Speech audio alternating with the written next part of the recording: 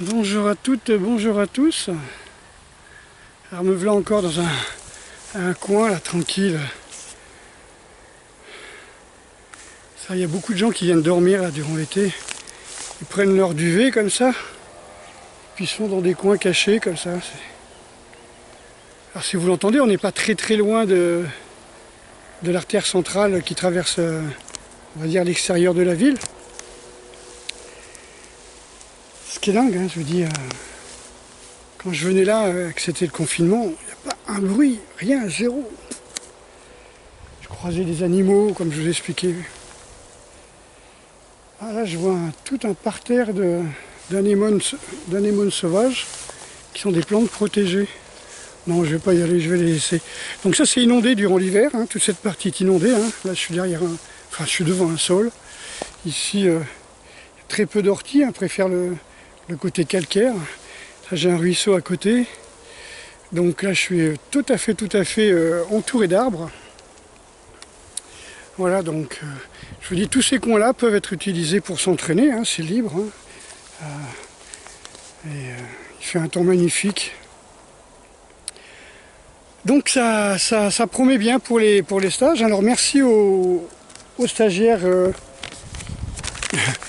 Alors, on n'a pas le droit de dire les gens. Vous savez, il y a une féministe qui s'est fait engueuler, carrément attaquée, parce que sur un article, il avait marqué quand les gens ont leurs règles. Alors elle a dit, mais pourquoi vous dites les gens, pourquoi vous dites pas les femmes? Et elle s'est fait attaquer. On n'a pas le droit de dire que ce sont les femmes qui ont les règles. Les hommes ont le droit aussi, si elles veulent, d'avoir leurs règles. Enfin, s'ils veulent, je ne sais plus comment on dit. Voilà. Donc merci aux stagiaires. Alors bizarrement, j'ai eu beaucoup de gens, enfin c'est pas encore plein, mais j'ai encore de la place, du 13 au 17 et du 27 au 31 juillet. C'est bizarre, hein. D'un côté on a ceux qui viennent quand ils peuvent, et ceux qui préfèrent attendre, hein, ce que j'appelle les optimistes. Vous savez, un optimiste, c'est un pessimiste qui a encore un peu d'espoir. Et voilà, donc bon, ce sont des personnes qui sont inscrites. Et c'est très bien, c'est très bien. Donc j'ai quelqu'un qui vient du Canada, là, le 13. Donc il reste encore, on va dire, pratiquement 6 places du 20 au 24 et du 6 au 10. Hein, c'est totalement libre, hein, je dirais même 7 places. Et pour les autres, il reste 4 places, hein, du 13 au 17, du 27 au 31. Et encore une fois, je reçois des coups de fil, je reçois des appels, je ne sais plus, Messenger, je crois qu'on appelle ça comme ça. Hein. Et pendant des heures, on discute, et c'est vrai que l'idéal, c'est de venir à plusieurs, hein, parce que beaucoup de gens, hier, c'est quelqu'un qui était au sud de Paris qui me dit ah ouais, mais c'est bien, mais ça me fait faire 2 heures de route pour faire un cours de systéma, etc.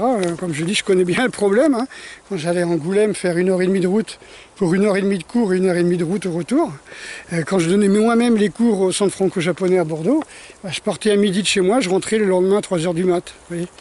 Donc, parce qu'il y avait qu'un seul train, minuit 6, et un autre à 13h et des brouettes, hein, qui correspondaient. Et l'hiver, c'était quand même chaud, hein, passer le quartier de la gare à Bordeaux, hein, entre les étudiantes qui se prostituent, les bagarres dans les cafés arabes, les cafés, je sais qu'on appelle ça les couscousseries, les SDF qui se tapent dessus. Voilà, donc sur les quais, ça fait, ou dans les salles d'attente, ça fait bizarre. Bon, ben, bienvenue au stage, hein, on va faire du bâton, on va faire du, comment on appelle ça, la gestion du stress, travail sur la méditation. Donc ceux qui viennent ne sont pas des sportifs de haut niveau, hein, ce sont des personnes je dirais entre 20 et 70 ans qui veulent simplement apprendre un petit peu à gérer leur stress. Je vais peut-être garder la casquette parce que ça cogne bien. Hein. Je me souviens d'une vidéo où j'avais mis la casquette, j'avais enlevé la casquette et que ça m'avait bien cogné pendant toute la soirée. Voilà, c'est juste pour ne pas avoir d'ombre par respect, de ne pas avoir d'ombre dans le visage. Voilà, donc il y a des petits coups de vent quand même, hein, donc ça risque de faire bizarre. Donc vous avez vu, hein, comme je vous l'avais dit, hein, on a perdu Édouard. Mais ça, je l'avais marqué sur ma page, il y a à peu près un mois. Qui voyez-vous à la place d'Édouard Philippe? Évidemment, ils nous ont pondu quelqu'un que personne ne connaît. Pourtant, il est connu, hein, c'était Monsieur Déconfinement. C'était Monsieur Déconfinement qui en fin de compte, Jean Castex, c'est celui qui avait déclaré à l'Express le 11 mai dernier, vous voyez, Un reconfinement doit être anticipé dans l'urgence en l'absence de vaccin. Vous voyez pourquoi je veux tout faire au mois de juillet, les stages, hein. Si on peut en faire au mois d'août, tant mieux. Je ferai peut-être deux séances, deux semaines, mais voilà, donc ils risquent de confiner tout le monde et de dire ah bah tiens, ça tombe bien, on a un vaccin, si vous voulez aller bosser, il vous faudra le vaccin. Si votre gosse va aller à l'école, il vous faudra le vaccin. Ben voilà, comme je dis, hein, moi je m'en fous, hein. Si je peux me foutre au chômage ou à la retraite, c'est pas un problème. Mais je pense à tous ces jeunes là qui vont se retrouver au chômage avec le minimum, je sais pas comment ils appellent ça, social là, qu'ils voulaient faire là. Et là je regarde les plantes, c'est magnifique. Voilà. Donc voilà. On s'attend à tout. Voilà. Préparez-vous à tout.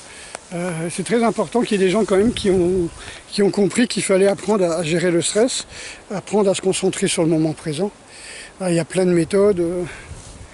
Donc déjà ceux qui font des dons reçoivent des textes, hein, sur la méditation, sur la respiration, sur le moment présent. Et puis tous ceux qui font des dons, hein, ont reçu. Et là j'étais étonné, hein, je reçois des dons de 50, 100 euros pour l'association. Je pense qu'il y a quand même des gens qui ont compris que voilà quoi, 100 euros bien placés dans le sens où ça part pas chez les voleurs, même si les trois quarts vont retourner à l'État, mais au moins tout le monde en profite, c'est-à-dire y compris ceux qui sont à la retraite, ceux qui travaillent et puis ceux qui ont le minimum, le revenu minimum d'insertion, je sais pas comment ils appellent ça.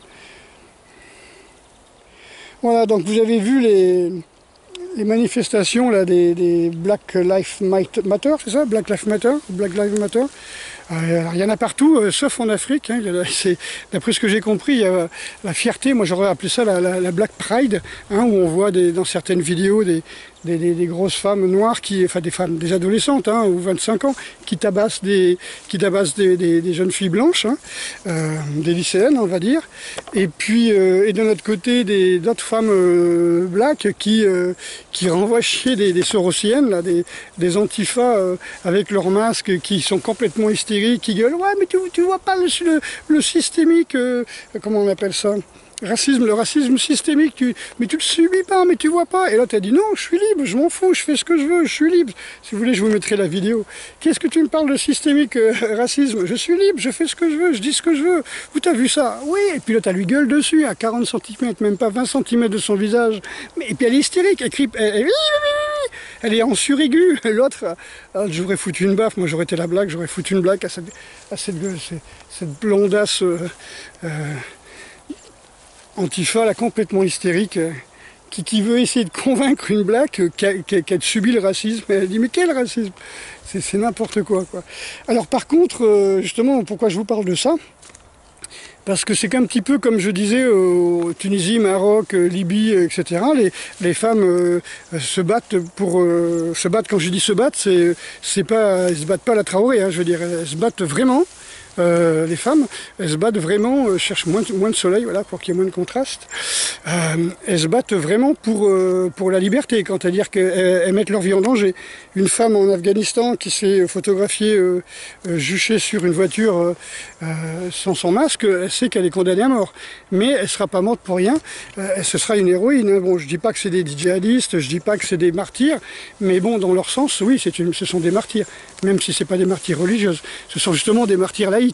Donc, quand on voit, peut-être pas que je me balade trop dans les hautes herbes à cause des tiques. Voilà. Donc voilà, donc ces femmes-là, elles risquent leur vie.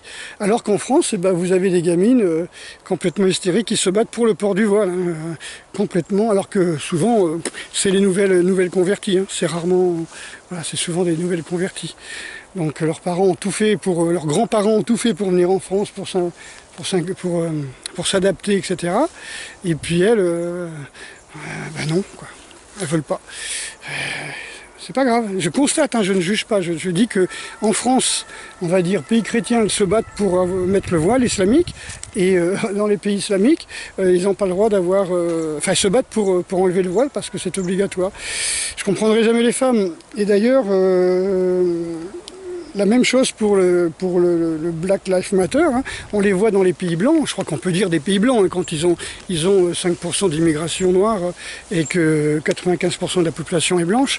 Et dans les siècles passés, c'était 80 voire 100% pendant au moins 2-3 000 ans.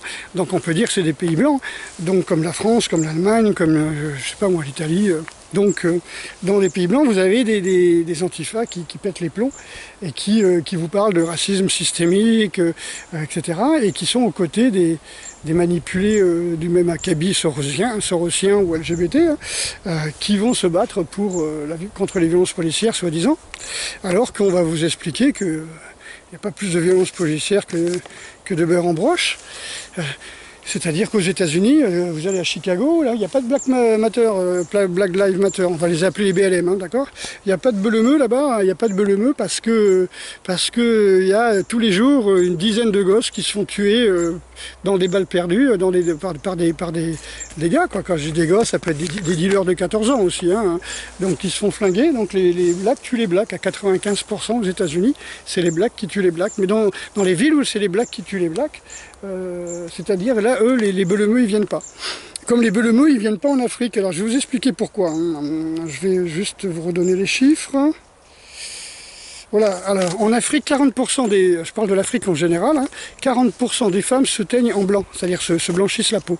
Alors moi, j'avais vu une émission il y a à peu près 20 ans, un peu plus, peut-être 25-30 ans, où je croyais que c'était juste un phénomène comme ça, hein, qui passait, un petit phénomène isolé, où des femmes, je crois que c'était une ancienne colonie française au Sénégal, où elles se passaient de l'eau avec des éponges à l'eau de Javel, etc. Elles achetaient ça, je sais pas comment. Et puis bon, ça foutait des cancers de la peau, hein, quand même du chlore. Hein. Et là, bah, j'ai vu c'est pas des pages de la France patriotique, blanche, Europe blanche, comment on peut dire. Vous savez, avec la Croix-Rouge, là, c'est pas des super patriotes qui ont fait ces sites-là. C'est pas l'Europe blanche, c'est pas des pages des croisés, des futurs croisés, des néo-croisés. Hein. Donc non, c'est une page qui s'appelle afrique.com et c'est un article de Afrique Renouveau du 20 avril 2019. Donc il dit que 40% des Africaines se blanchissent, 77% au Nigeria. Nigeria, quand j'entends Niger, j'entends Nig, vous voyez, à l'américaine. 70% des femmes se blanchissent la peau au Nigeria. Vous allez voir que c'est pas simple. Hein. 59% au Togo, 35% en Afrique du Sud, 27% au Sénégal et 25% au Mali. Donc la moyenne, ça fait quand même 40%, mais quand même 77%. Ça veut dire presque... sur 10 femmes, il y en a 8 qui vont se blanchir la peau pratiquement au Nigeria. Donc je trouve ça grave. Alors je vais vous expliquer grave, bon, point de vue culturel, point de vue racine, point de vue tout ce que vous voulez. Elles auront quand même des enfants noirs, hein, même si elles se marient avec un blanc. Alors elles prétextent que ce sont les hommes noirs qui préfèrent les blondes, hein, les blondes très très blanches. Alors elles se mettent des perruques blondes, voire cheveux blancs, et puis après elles se teignent. Voilà, bon. Donc elles utilisent des produits, des crèmes stéroïdiennes, hein, qui sont des inhibiteurs de mélanine. Ça peut créer des ecchymoses. Par exemple, vous avez l'hydroquinone. Et l'hydroquinone, ça peut rendre aveugle. Donc voilà, donc pour la beauté, elles se mettent ces produits-là sur le crâne, enfin sur la peau. C'est des produits que l'on trouve sur Amazon, donc que l'on peut trouver un petit peu partout sur Amazon. Il y a beaucoup de produits qui prennent en intraveineuse, hein, comme le glutathion, hein, c'est un antioxydant, hein, je pense que tous les sportifs connaissent le glutathion. Donc il y a on peut prendre le glutathion aussi sous comprimé. Et le pire, c'est qu'on leur conseille de faire ça pour blanchir la peau de leur bébé in utero. C'est-à-dire pour ne pas avoir un bébé noir. Vous voyez, je ne peux pas expliquer ça. Je ne peux pas expliquer ça, je veux dire une femme noire c'est une femme noire, elle est belle comme ça, pourquoi changer?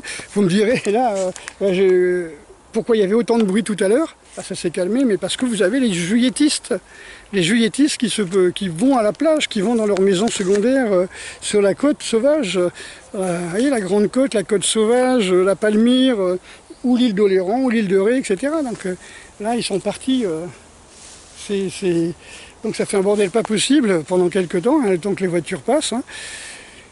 Donc eux, ils vont bronzer, quoi. Ils vont bronzer, ils sont blancs, ils veulent bronzer dans un pays de blanc, et les autres, elles sont noires, elles naissent noires, et elles veulent blanchir dans un pays de noirs. Je ne comprendrai jamais les femmes. Voilà, donc c'est pas grave, qu'est-ce que vous voulez que je vous dise? Il y a quelque chose qui ne va pas, c'est... Voilà. Alors on vous parle de suprémacisme blanc, vous voyez, dans les pays de blancs, mais elles veulent être blanches. Donc je comprends pas. Ils sont en Afrique, ils veulent être blanches. Nous on est blancs et en Europe et on veut bronzer. Ouais, comme tu dis, ouais. Au secours, vite, c'est l'asile qui arrive. Voilà, donc je comprends pas. Donc tout ce que je fais mes vidéos, pour que vous puissiez vous interroger, hein, c'est pour vous faire connecter des neurones en plus, hein, c'est pour que vous puissiez survivre aux 20% de déconnexion neuronale que vous avez subi, comme tout le monde, hein, pendant les déconfinements, au moins que vous vous êtes mis à apprendre à jouer aux échecs et à apprendre une nouvelle langue. Voilà. Donc, autre nouvelle, bah, filons 5 ans de prison, mais il ne fera rien. Non, il y a des grandes chances qu'il ne fasse rien du tout. Regardez Balkany. Hop, hop, hop, hop, faites de la musique. Voilà, donc autre nouvelle que j'ai appris d'un avocat qui est, on va dire, l'avocat des dealers, hein, qui dit que 80% du business en France, 80% du business en France, c'est la drogue. C'est-à-dire la masse de pognon qui circule en France, 80% c'est illégal. Et comment on achète la paix sociale, hein? On autorise, contre une petite valise de temps en temps, on autorise la circulation des armes et du pognon dans les cités. Voilà, et bien sûr l'autre pognon, l'autre énorme masse qu'il va y avoir, ce sera Sanofi. Ce sera Gilead, ce sera tous les labos, tous ces gens qui font Merck, je sais pas comment on appelle ça, tous les gens qui font des médocs, qui font de la cam aussi, hein, le tabac aussi, l'alcool, ouais, mais bon, les médicaments quand même. Hein. Vous vous souvenez, vous allez rire, enfin, ça veut rire ou pleurer, mais vous savez qu'on a interdit l'hydroxychloroquine hein, en disant que c'était un poison, alors que ça fait 70 ans que plus d'1 milliard de personnes ont pris l'hydroxychloroquine, et on pense que pratiquement toute l'Afrique, hein, plus de 50 millions de personnes en prennent tous les jours depuis des années hein, contre la malaria, je pense, hein, contre pas mal de maladies. Et il y a eu une doctoresse, on n'en a pas beaucoup parlé parce que Raoult a pris le dessus en popularité, et ils ont fait le buzz là-dessus. Encore un truc sexiste. Hein. Donc il y a une doctoresse qui s'est mise à utiliser deux rétroviraux, je pense qu'on peut dire, ou des antibiotiques, je ne sais plus, pour guérir, et ça marchait très bien. Quand il y avait le Covid, elle avait sauvé un papy de 97 ans, vous savez, on en avait quand même parlé. Hein. Eh bien, on l'a engueulé, on l'a dit non, faut pas, on guérit pas. Faut utiliser, comment ça s'appelle, ces trucs, du Doliprane. Voilà, Doliprane. Le président a dit Doliprane, parce que les conseillers scientifiques ont dit Doliprane. Les conseillers scientifiques qui étaient tous milliardaires de chez Gilead, hein, ils ont tous reçu des millions d'euros. Eh bien, Sanofi, c'est les premiers à fabriquer. Vous savez, on devait fabriquer les médicaments en France et tout ça. Ben là, Sanofi supprime 1000 emplois, alors qu'on l'a filé plusieurs millions pour qu'ils puissent revenir. Un petit peu, comment ça s'appelle là, Air France, vous voyez, l'État lui file je sais pas combien de millions.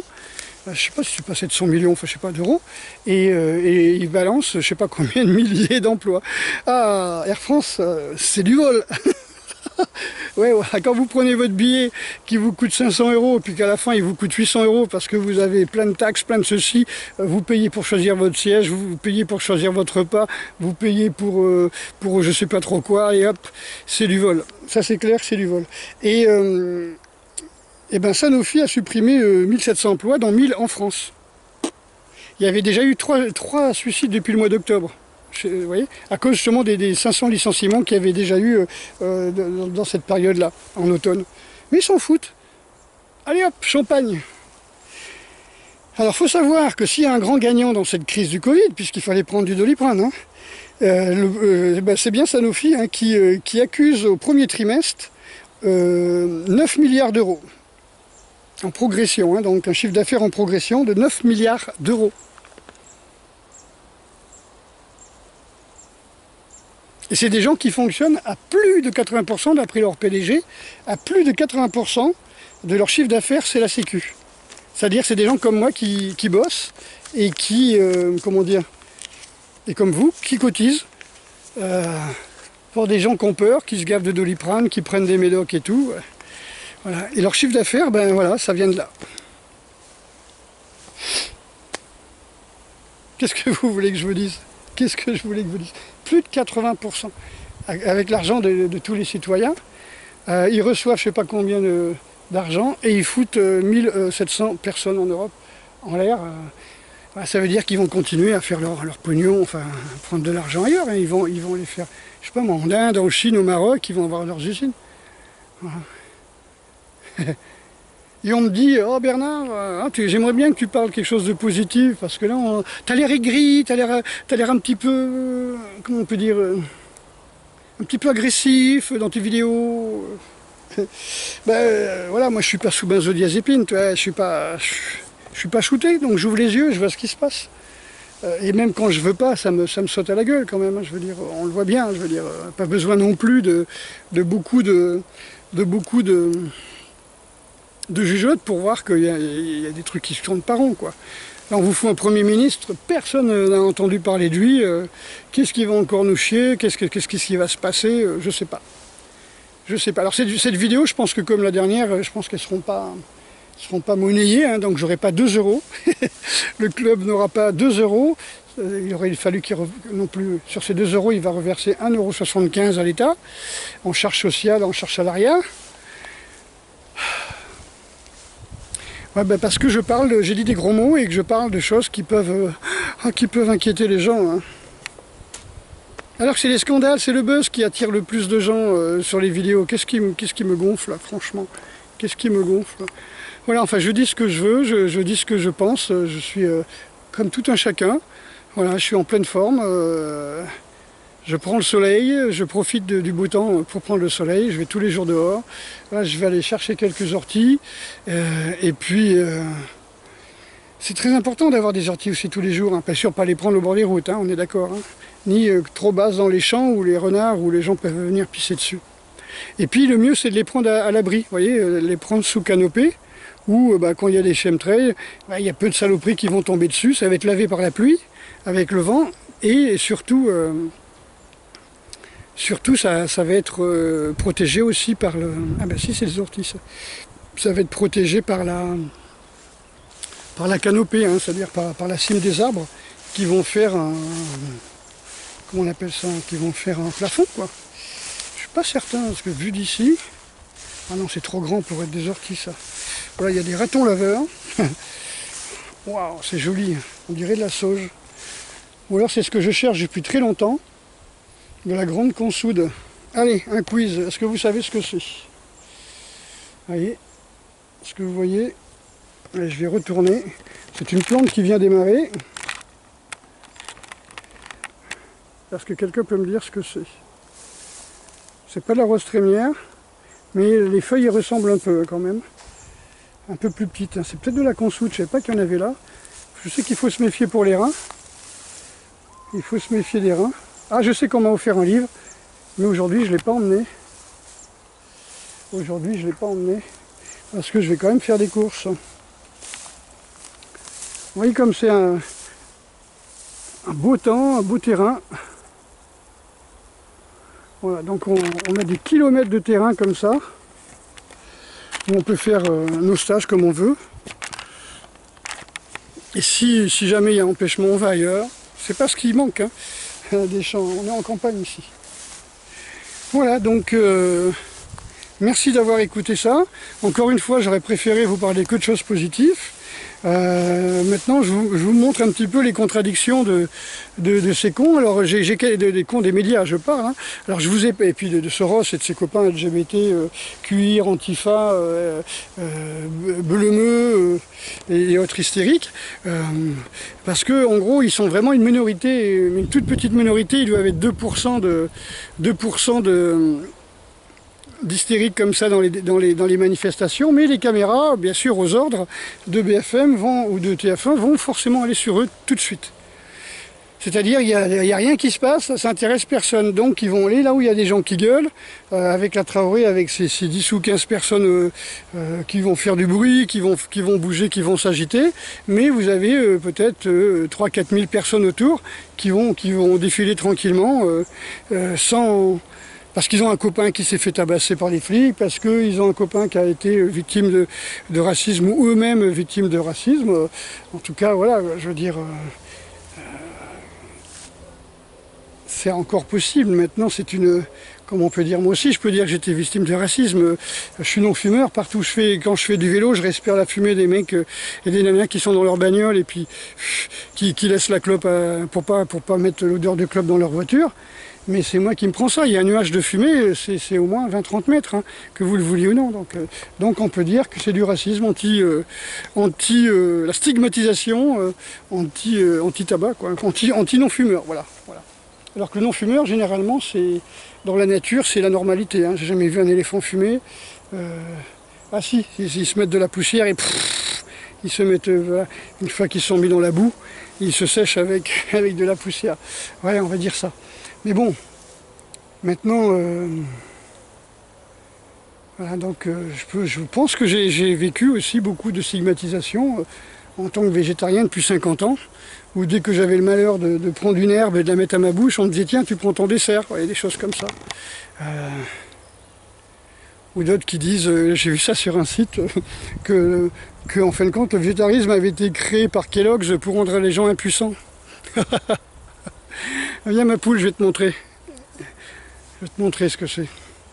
Voilà, ça me fait bien marrer, quoi. Ah bah ouais, parce que si elle dit ça, ça veut dire qu'elle dit que les végétariens sont impuissants, qu'ils n'ont aucune activité sexuelle. Voilà, quoi, je veux dire. T'en fous un bon coup, tu vas voir. Voilà, donc gros bisous à toutes et à tous, et puis voilà, profitez du soleil, profitez de la nature, profitez de tous ces arbres là qui sont magnifiques. Regardez comme ils sont beaux. Ah, c'est super. Voilà, donc amis botanistes, amis de la nature, amis écologistes, sans le drapeau d'Aesh derrière, hein, je parle avec les vrais écolos, bienvenue chez vous. Allez, bisous à toutes et à tous, et puis à très bientôt. Allez, j'ai un peu coupé, hein. Il fait chaud.